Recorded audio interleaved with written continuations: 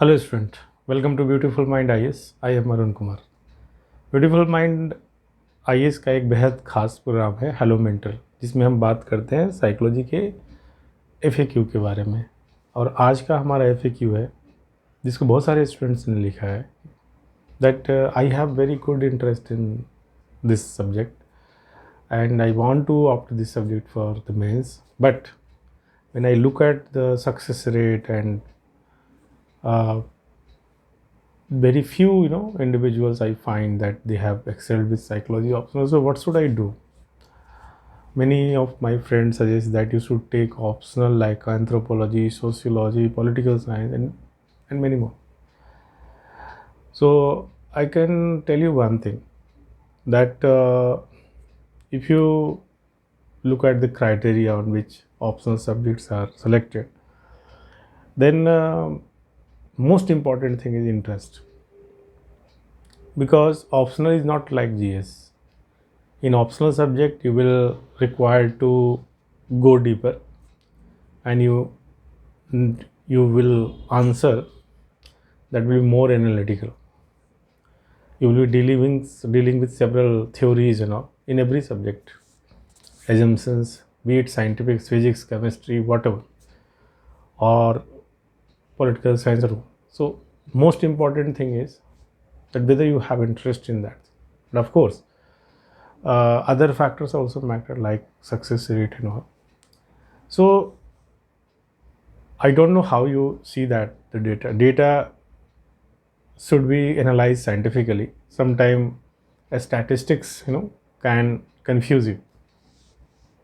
जब आप देखते हैं कि बहुत सारे कम लोगों ने क्वालिफाई किया है इसको, तो what how you come to know कि क्या है उसका ये। ठीक है, आपने 2-4 स्टूडेंट्स को देखा, but at the same time statistics में एक होता है बेस रेट, कि आपने कितने लोगों ने इस ऑप्शनल को चुना है और उन कितने लोग उससे सफल हुए हैं, इसको देखना चाहिए। अगर आप यूपीएससी के डेटा को देखेंगे तो आपको सरप्राइजिंगली ये लगेगा कि बहुत सारे जो ऑप्शनल जिसके बारे में करें अच्छा है उसको ज़्यादा लोग लेते हैं। तो इसलिए उसका जो अपीयरेंस है, उनका जो विजिबिलिटी है, जो सक्सेस रेट अगर आप देखेंगे तो विजिबिलिटी अलग है कि आपको रिजल्ट तो दिख जाएगा, लेकिन अगर आप number of people who have taken that subject उससे डिवाइड करेंगे ना, तब आपको सक्सेस रेट पता चलेगा। और by that ratio psychology is one of the top performing subject. जब हम इसको लेने वाले ही 250 हो, देन आप समझ सकते हैं ना कि 250 लोग ही ले रहे हैं। तो चूँकि बेस रेट ही कम है, कम ही लोग ने लिया है, तो उनका जो उसी रेशियो में ही दिखेगा। लेकिन किसी सब्जेक्ट को अगर 5000 लोगों ने लिया है तो उसको ज़्यादा उसका दिखेगा। समझ ले मेरी बात। तो एक तो ये है। दूसरा जो आपका प्रश्न है कि इससे एक्सेल नहीं किया, मुझे नहीं लगता, क्योंकि अगर आप हमारे ही वेबसाइट पर लगे और हमारे ही स्टूडेंट्स को देखें तो 10th रैंक भी लेकर आए हैं, 16th रैंक भी लेकर आए हैं, 27th रैंक भी लेकर आए हैं, 35 रैंक भी लेकर आए। तो उन लोगों के सामने भी तो यही क्वेश्चन होगा ना। उस समय तो ऐसा नहीं था, साइकोलॉजी बिल्कुल अलग था।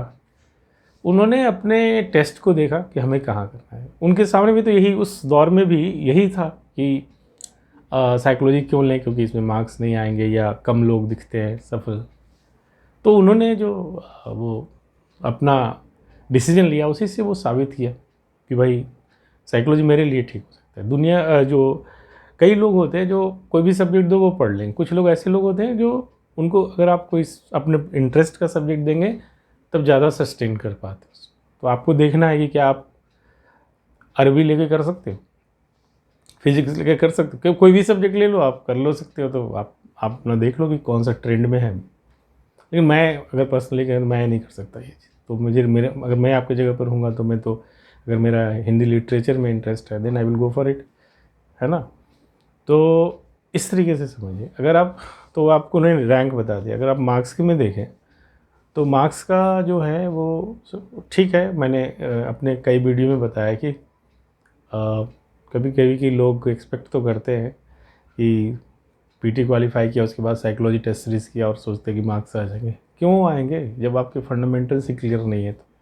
तो गलत स्ट्रेटजी की वजह से भी मार्क्स कम आते हैं लोगों का, क्योंकि उनका प्रिपरेशन ही उस लेवल का नहीं होता। और जिनका प्रिपरेशन अच्छा होता है, आप उनके मार्क्स देखो, जैसे कि हमने मिताली सेठी का एग्जांपल दिया था, 300 के ऊपर ही हैं सब। अनुज मलिक हैं, हमारे जोसेफ थे, वो 311 मार्क्स लाए, 316 मार्क्स पे लेकर आए कई लोग। तो जब प्रिपरेशन होता है तो उसके मार्क्स उस लेवल पे आते ही है। ये सही है कि कभी कभी किसी सब्जेक्ट में ज़्यादा आ जाता है, कम आता है, वो होता रहता है उसमें, लेकिन एक एवरेज में अगर आप 300 के अराउंड पहुंच जाते हैं तो एक अच्छा मार्क्स बोला जाता है। You are getting my point. So तीनों बात है कि अगर आप मार्क्स के बारे में बोलेंगे तब भी, रैंक के बारे में बोलेंगे तब भी, और बाकी जो आर्गूमेंट्स हैं कि, तो उसको आप थोड़ा स्टैटिस्टिक्स को अच्छे से एनालाइज करिए तो आपको ये डर खत्म हो जाएगा साइकोलॉजी ऑप्शन लेने का। I am not telling that everybody should do this, go for that. मैं आपके हेजिटेशंस को एड्रेस कर रहा हूँ कि जहाँ कहीं भी अगर आपको ऐसा लगता है तो आप थोड़ा साइंटिफिकली एनालाइज कर लेते तो ज़्यादा अच्छा होगा। तो अब आपके सामने है कि साइकोलॉजी कैसा परफॉर्म करता है या लेना चाहिए नहीं, तो उसको अगर हम डेटा के लाइट में देखें तो इनका जो इस सब्जेक्ट का सक्सेस रेट दूसरे सब्जेक्ट की तुलना में ख़राब नहीं है। One of the top success rate वाला सब्जेक्ट है ये। आई वॉन्ट टू से this thing, but choice is yours. आप खुद से डिसाइड करें कि आपको क्या लेना है। मैंने सिर्फ फैक्ट रखा है, आप इसको क्रॉस वैलिडेट कर सकते हैं, चेक कर सकते हैं ये सही है या नहीं। मिलेंगे अगले वीडियो में किसी अगले FAQ के साथ, बात करेंगे उस पर। Thank you.